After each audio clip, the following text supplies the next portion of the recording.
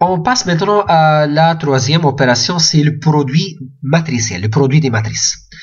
Donc ici, on va prendre une matrice A désignée par le coefficient A et J appartenant à MNP de 2K et B, une matrice désignée par le coefficient B et J appartenant à MPS. Donc ici, vous remarquez bien, pour pouvoir effectuer le produit de A et B, il faut que le nombre de colonnes de A égale le nombre de lignes de B.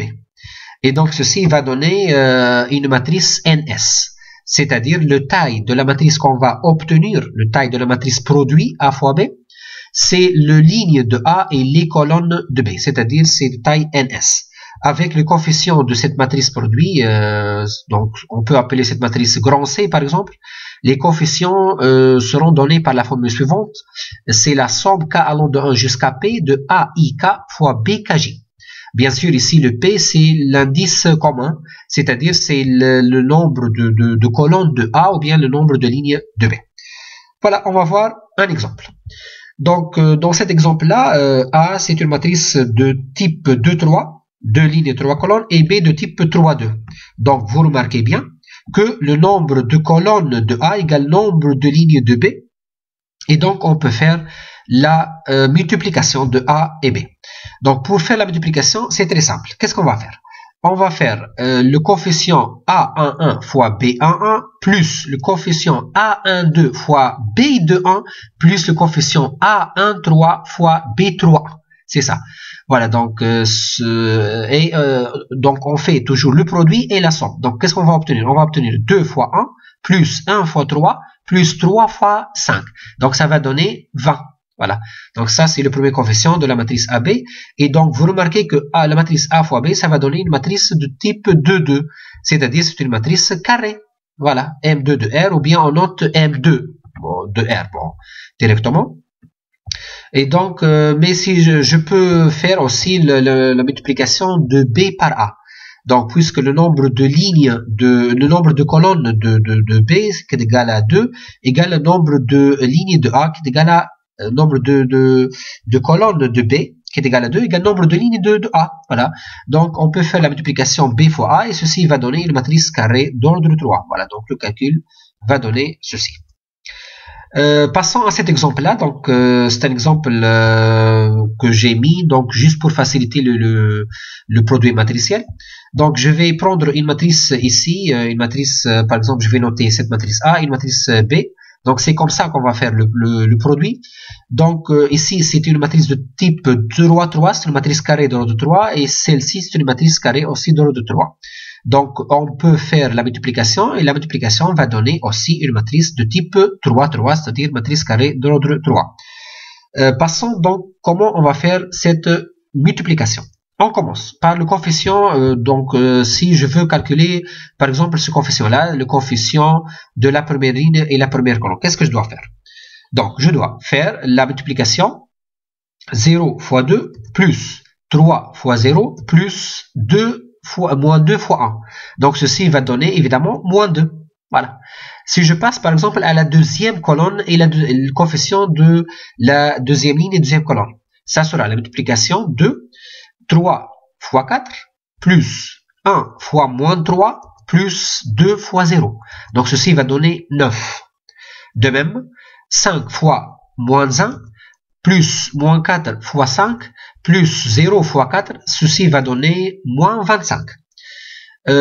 Par exemple, si je veux calculer le coefficient de la première ligne, voilà ce coefficient-là, la première ligne et la deuxième colonne, il suffit de faire la multiplication suivante, 0 fois 4 plus 3 fois moins 3 plus moins 2 fois 0. Et ceci va donner moins 9. Et donc, on peut continuer de cette façon-là pour obtenir tous les autres coefficients de la matrice. Voilà. Maintenant, on va voir donc les propriétés concernant le produit matriciel. La première propriété, si je prends une matrice D1 diagonale, donc elle est donnée par les coefficients A11, A22 jusqu'à ANN, et une matrice D2 donnée par B11, B22 jusqu'à BNN, deux matrices diagonales. Donc le D1 fois D2, ça sera aussi une matrice diagonale, évidemment. Donc le diagonale sera formé par la multiplication des éléments de la diagonale de D1 fois les éléments de la diagonale de D2. Voilà. Et donc le D1 fois D2, ça va donner A11, B11, A22, B22 jusqu'à ANN, BNN dans la diagonale. La deuxième propriété, si je prends T1, une matrice triangulaire supérieure, voilà, et T2, une matrice triangulaire supérieure, comme on a vu dans la définition précédente, le T1 fois T2, ça va donner une matrice triangulaire supérieure aussi.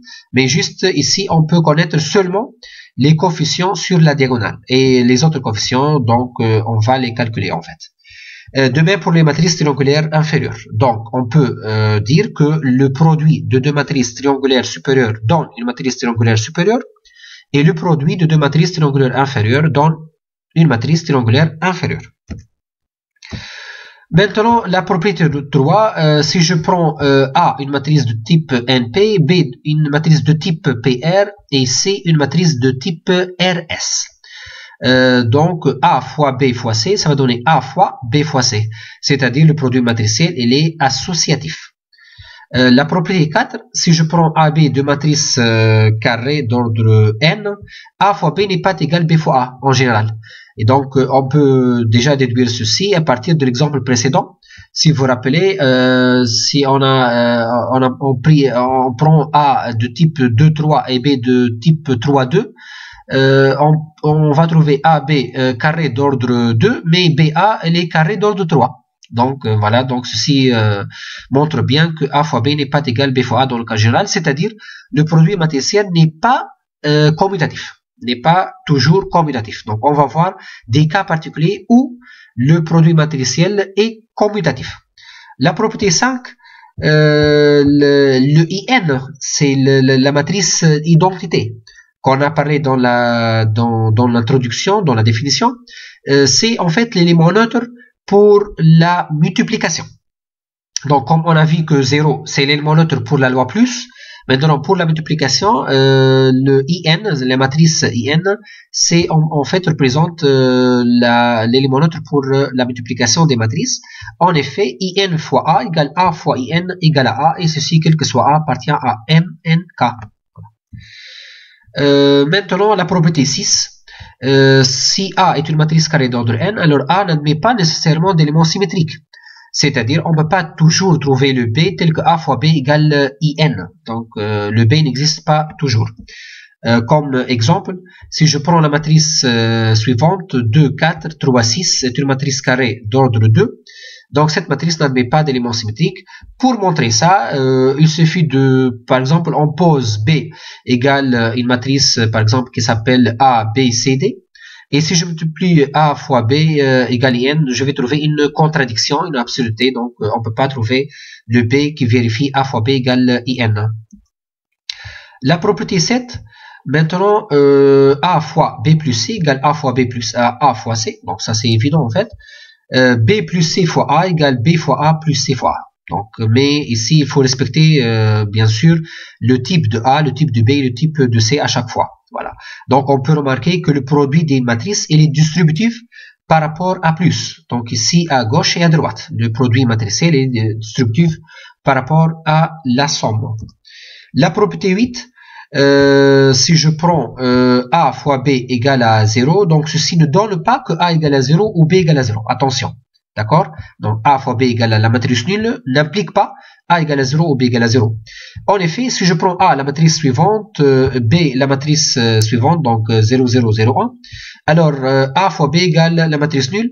Donc ici, vous remarquez bien que A fois B égale la matrice nulle. Donc c'est la matrice 0, indice 2, c'est-à-dire c'est la matrice carrée d'ordre 2, nulle, mais A n'est pas nul et B n'est pas nul. Voilà. La propriété 9, si on a A fois B égale A fois C, donc ceci n'implique pas que B égale à C. En effet, si je prends A, la matrice suivante, B, la matrice donnée par cette matrice-là, et C, I2, donc I2, je rappelle, c'est la matrice I diagonale qui comporte 1 dans la diagonale et 0 ailleurs. Alors, A fois B, ça va donner ce calcul-là, et A fois C, ça va donner ce calcul-là. Donc, vous remarquez bien que A fois B égale A fois C, mais on n'a pas B égale à C. Donc, cet exemple-là, illustre le fait que si on a A fois B égale A fois C, donc ceci n'entraîne pas que B égale à C.